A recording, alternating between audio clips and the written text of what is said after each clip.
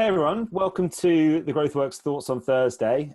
We are really excited this week to turn our attention to commercials and the commercial recovery of the hotel industry. I think whatever function you work in, the engine of growth to bring guests back to the hotel is probably number one on everyone's plate right now. So, hospitality companies, owner groups, technology companies, everyone's thinking, look, how do we target and bring back the demand that's out there? So our discussion this week is going to be led by two legendary hoteliers. We've got Karla Brooklyn, who has come up through places like Expedia and Travelport. Most recently, she's been at Selina as head of sales and now works at SiteMinder, leading their enterprise sales. And we've got Sandro Fonseca, who is at Louvre Hotels Group down in Brazil and responsible for sales and marketing strategies, plans, and activities down there. So, guys, really excited to have you kind of speak to the group this week. So thanks very much for your time. Over to you, really. Look forward to your presentation. Great, thank you, James. And hello, Karla. So I'm going to start sharing a presentation here.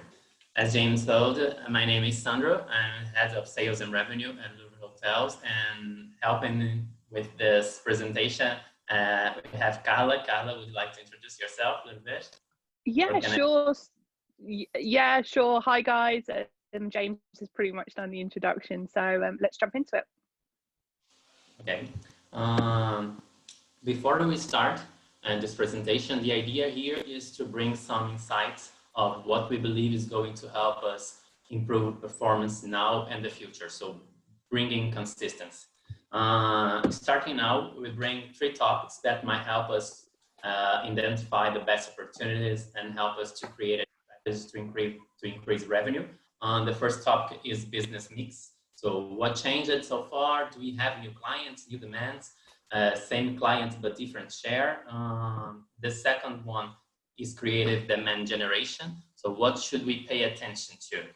And last but not least, collaboration, the famous teamwork. Starting with our first topic, business mix. I think here, I bring here some Brazilian market information. I know that some countries are used to work with a different business mix, but I decided to bring some real data just to reinforce how important it is to know and understand your business mix, especially when we are trying to recover revenue increase. Although the Brazilian market behavior is very similar to other countries.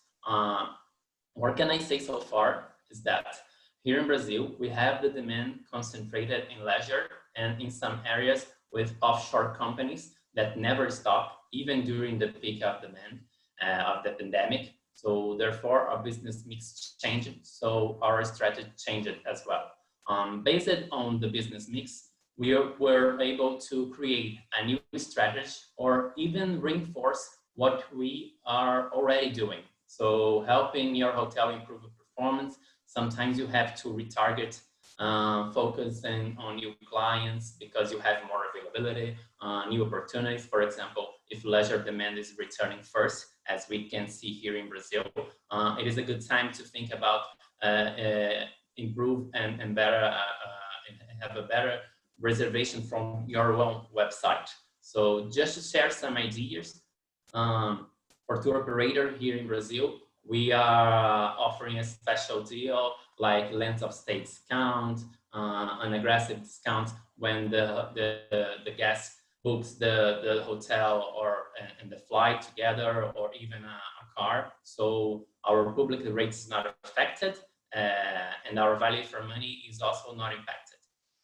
Other segment that we see here that has increased is vacation club. And what generation more revenue for this business? It was actually a change in the consumer behavior.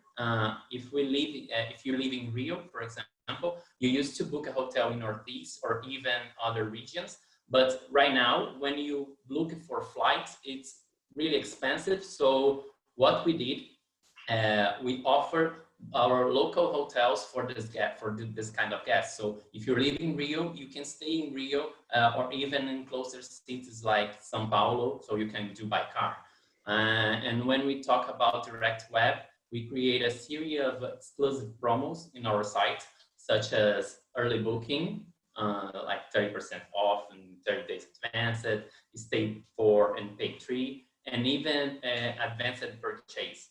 So now you can book a room and you can choose a date in the future, and you have also a discount like 10% off, some kind of advantage for the guests.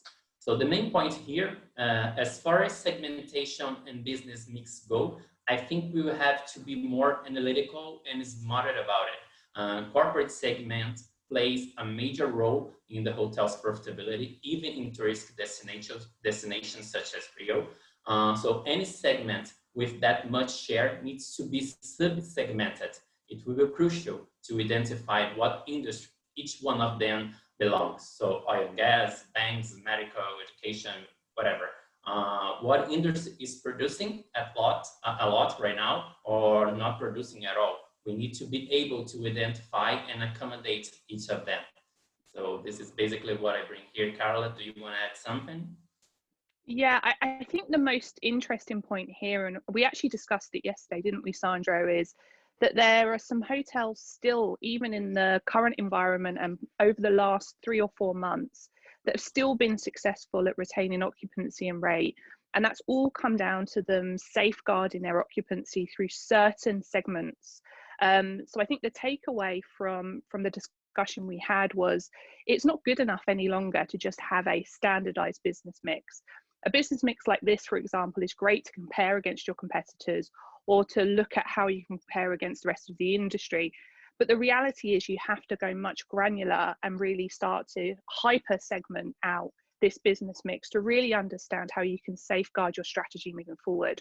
So the examples that we were kind of talking around yesterday were if you were working with construction, oil and gas as an example, these are industries that will always travel. And we know that the industry that we work in is so cyclical.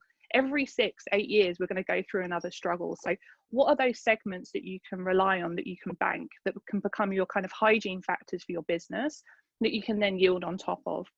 I think the other thing that we were speaking around that was really interesting was to understand your segmentation better is just go outside of the industry. Spend a lot of time looking at all the intelligence that you can gather.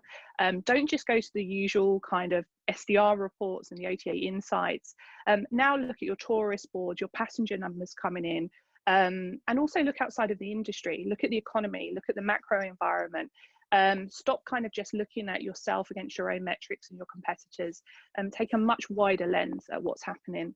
And I think the final piece I would probably just add is just that customer mix becomes more important. So business mix, fantastic, but really it comes down to the customer and which are the customers or the travelers who are traveling within these mixes. Comes down to customer need. Why are they traveling? Why will they be staying with you? And really, to achieve a great customer mix, it all comes down to the diversification of your distribution strategy. How do you get the right people in front of the right shop window at the right time? But it'd be great to look at the demand side of the business as well. Yes, Karla, actually we talked about that yesterday, and yeah, we have a hotel here in Brazil that are facing a better performance now than before the pandemic. I know it's not so usual, but a few factors are important here, and one of them is because we are working with oil and gas and the offshore companies, so that's why we still have demand. So we have other factors like a local demand that was captured by the local account manager. It's the only 3-star hotel in the city. All the other competitors are 4-star hotel. So when you think about an economic hotel, it's the only option.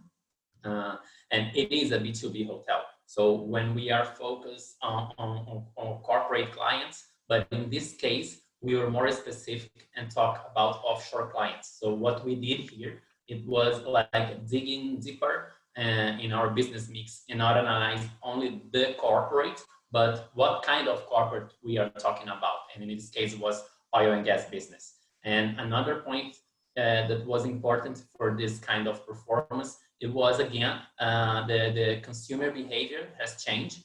The offshore has a protocol here in Brazil that every employee has to stay in a hotel for 7 to 14 days before boarding. So all that impacts positively in our performance. So it's a mix of things that will help us to have this hotel having a better performance now than before. Going to the second talk, we are going to talk about creative demand generation. Here are some ideas that may help us increase and attract clients. I also bring some examples, starting with new ways to prospect.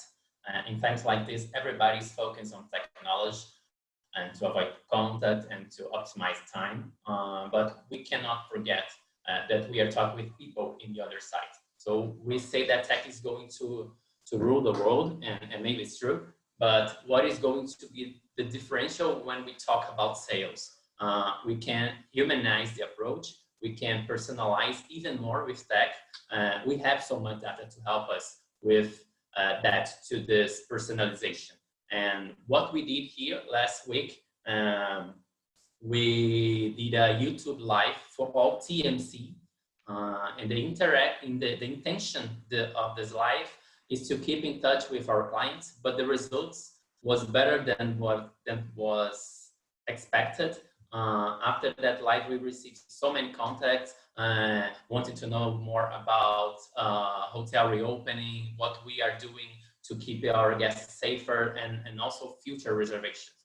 So it was a new approach. We never did this before. We started with the idea to okay, let's do a live and talk and keep in touch with our major clients with TMCs, and the results was much better than we were expecting.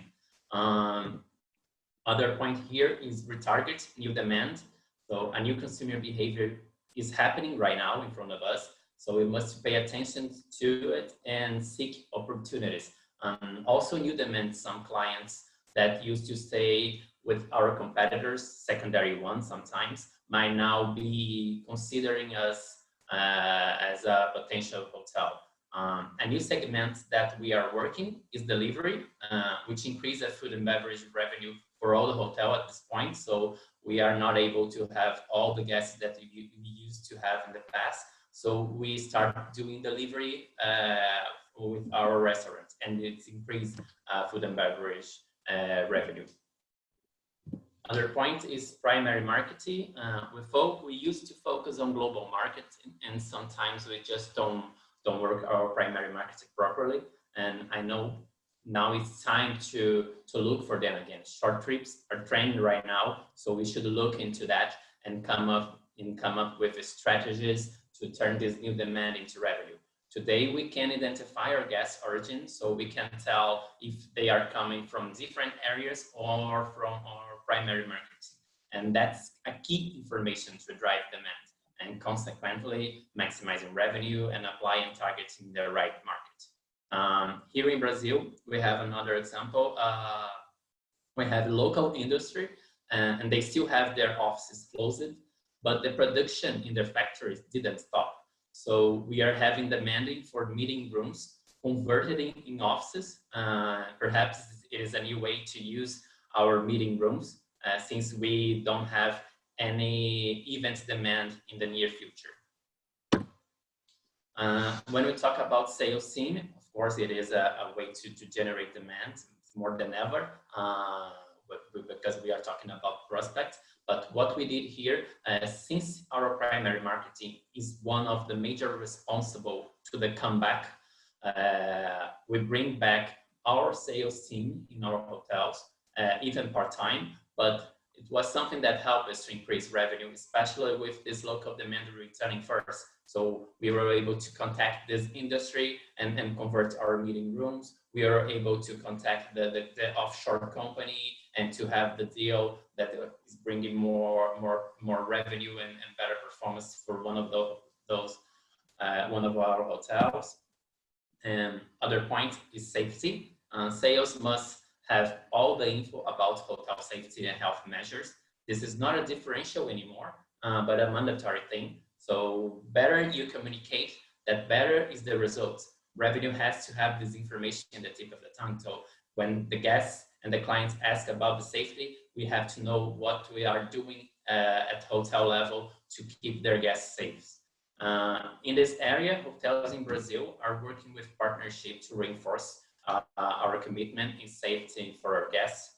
There are some local chains here working with hospitals partnerships, for example. The idea is pass a message that we are safer than before. So we have the endorsement of hospitals and sanitization companies. And the last one is creative demand by technology. In fact, the technology will be important, and the guests will probably choose hotels that offer greater security connected with the technology. But how can we use it in a more humanized way? We must remember that stay in a hotel is about experience. So interaction with people, new cultures, new places, and gastronomy. And how can we enjoy all that with social distance? It is a challenge, but technology can help us with that. And Karla, we were talking about that also yesterday. And please, can you continue about this subject? Yeah, so we were talking around how technology is more of an enablement tool now. So it enables hoteliers, especially those that are still on limited resource, to standardize and structure the most administrative processes. So I think the most basic examples we're seeing that we all know about already is around self-check-in, contactless room entry. So technology, I think, is more of an enablement tool for hotels at the moment, because I think what we're seeing hotels be successful at the moment is provide more highly personalized experiences. And I think we've talked around personalization for such a long time in the industry, but I think it's going to become more prevalent for us now more than ever. And more in the sense that as travelers, especially on leisure, start to travel again, particularly when they're flying to new destinations, they may have a sense of anxiety around their travel experience. I've actually recently seen luxury hotel brands do this particularly well, and I don't see why it can't be adopted across all spectrums of hotels, is just engage with your customer from the time of booking. So it's now adopting that process of pre-stay, during stay, post-stay engagement. And actually it's a revenue tool for hoteliers. So we've seen leisure agents do it for a long time, call guests in advance, ask around their preferences, whether or not that's room preferences, stay preferences, to alleviate some of the anxiety for when they are staying in the property. And as a byproduct of that, they're now earning revenue from ancillary sales through private transfers, through dinner reservations, room service reservations, bundling in baskets to rooms so that when guests check in, they've got the most basic necessities for their stay, whether or not that's, hand gel, wipes, face masks. And essentially it's just creating a brand experience that then becomes structured and standardized. So for those groups who are a part of a larger group or chain, it becomes a great brand experience that drives loyalty for those groups as well. I think if you can drive it in a genuine way and it's service led rather than being a sales pitch, that's where we've seen groups really earn revenue from it. And that could be as simple as picking up the phone, having that conversation, and even booking a dinner reservation, ensuring that they have a certain table in a certain space within the hotel. I think very quickly, the other two things I've seen work really well is taking a direct marketing approach to guests. We've typically seen direct marketing be a B2B activity. Direct marketing to guests, those who previously stayed with you, we've seen work really, really well now. And then I think the last thing is more around safeguarding revenue. We've seen so many hints and tips go out around maintaining your rate as a priority, especially if occupancies are low. I think if you do feel like you're having to bring down your rate in order to compete, do that in a really smart way. We've seen hotel groups, for example, in North America, really start to limit those offers around flash sales to customers who join loyalty programs only, or more around value adding. So seen a hotel chain very recently offer a upgrade to a suite from a standard room to enable that guest to work and also to exercise in their room, so they're not having to go and use public gyms, also to dine in their room. So by offering extra space, they're not diluting their rates, but they're offering a great experience to a guest in a time when the occupancy in the room is there to be sold. So those are kind of things that we've seen in the markets take place so far. Moving forward for our next slide here, wrapping up with our last topic, but sure not least, teamwork, and we are going to talk about interaction. But before I start talking about the interaction between marketing, revenue, and sales, I would like to emphasize how important the teamwork it is. So much so that what we are doing right now is basically that. So we are exchanging experience, knowledge, and insight, and all kind of things. So thank you all for that. And back into the presentation, I believe we should start with this slide, but because if we really want to improve performance and increase profit, the most important thing is the teamwork. And when it comes to the commercial area, we mean the work done by revenue, sales, and marketing together. The collaboration between this area is crucial, especially when we are talking about revenue. So I bring here the marketing 4P, which I believe is the clearest way to show you how integrate revenue, sales, and marketing are, and they have always been. When we think about what they do, we realize it's not so complicated to connect the dots. So sum it up, sales works in prospect, so selling the product. Marketing works on promotion, so promoting the product, and revenue is going to work on this demand, and we also help both on the strategy and negotiation, so price and place. For obvious reason, sales are now struggling to prospect. Marketing might be facing a challenge on how to communicate with the clients and our guests, and revenue are probably accepting all reservation requests at this point. But what I want to express is that now is the time that we get things back on track. So when we things go back to normal, and they will, at least we hope, whoever works in this department, if they are in sync, working as a team, they will have an advantage and will be for sure a step ahead of the competitors. And Karla, I think you want to open a little bit more about the interaction, not only on commercial areas, right? Yeah, and I think firstly, when we talk around just the interaction between kind of, I suppose, the revenue responsible roles, which is revenue management, sales, and marketing, I think let's be really honest, it has always been hard. Like every time I speak to any one of those divisions, typically they don't know what the others are doing. So, you know, the marketing team don't know what the revenue strategy is, the revenue strategy don't know what the salespeople are doing.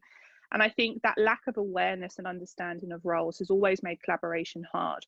I think additionally, the fact that typically those teams are targeted and have different metrics and there's no alignment across those three teams has always made it difficult. So I think, I think the first thing to do is, get back to basics, understand what each other are doing in terms of your team features and functions, then start to look at the value that are being driven by those teams into each other's metrics and targets. If you can align metrics across those three teams, you're probably going to get a little bit more success. And I think the final piece is just be very clear on what your communication plan is. But Sandro, as you were saying, I think we can't ignore the fact that a hotel is run by a lot of people and not necessarily revenue, sales and marketing. And I think when you talk around product in particular, or price or place, all of these are held within so many different roles within the organization. I think if you look at reception staff, those front-facing staff there at the desk, they are the forefront of your product. They are the face of your product. Yes, the price of the room is important, but if you want a guest to dine with you, to have drinks in your bar, that price of the ancillary products, the housekeeping staff, I think also the product becomes people, and that's where functions like HR, for example, come into play. Unless you're hiring the right people into the property, you're never going to deliver the right service. You have to train them, develop them to be the right people. So I think, it goes way beyond those three functions ultimately. And I think that's going to be really key as we return back to work, is how do we continue to drive collaboration or get back used to collaborating in an environment that we haven't been in for the last 3 or 4 months. Okay, and before we finish the presentation, what we bring here, these are the first facts. We'll be looking and reinforce it to guarantee a safe and profitable return of the hospitality industry and tourism overall. But as a sales and revenue professional, I think we need to go beyond these measures, of course. So the world has changed with this pandemic, and obviously any industry will have to adapt for those changes. And when it comes to tourists, the challenge will be radical. People will choose the destinations, hotels, in a different way. There are so much to consider right now that we didn't have before. Now we have to look for health and safety as well. And there is also the economic factor. So another variations are applied in our daily choices. So I think airlines and hospitality should interact and communicate more about pricing, as flight tickets pricing have a direct impact in our hotels. So often we have low occupancy in hotels when flight tickets skyrocket. Both industries have a strong and competent revenue management department. So it would be only natural if they spoke to each other, especially in times of crisis. It is a good start. Sales and marketing strategies and approach, I think we'll have to move along and have different campaigns to appeal to all the different clients. Because if you want to be personalized, we have to have different campaigns for different clients. And our strategies needs to be flexible and adaptable. Revenue management will be the reality check of sales and marketing in this scenario, I believe. Focus will have to be in regain old clients and also to gain new ones instead of revenue increase, at least at this first beginning. I also think leisure travelers will change. So we have been isolated for some time, and maybe we won't need long trips, so much planning. Maybe we are going to enter in a new area where less is more, and the hotel have to think about that too. So summing up everything, I think now is the time to just change things, behavior and approach. Work schedules, hours, and routines will change. So will business change too. We need to focus back on service and value for money more than ever. We need to know exactly who are our clients. I think I know maybe it's a little bit obvious what I'm saying here, but I think we got a bit sidetracked before the pandemic. So we need to find our way back in. And the hotel that accomplished all of that will have an advantage because it all comes down to service and experience. So I think this is it's a good way to end. Karla, do you want to add something? No, I think in the interest of time, I think we've got through a lot in the last 20 minutes, but happy with everything we've managed to get through.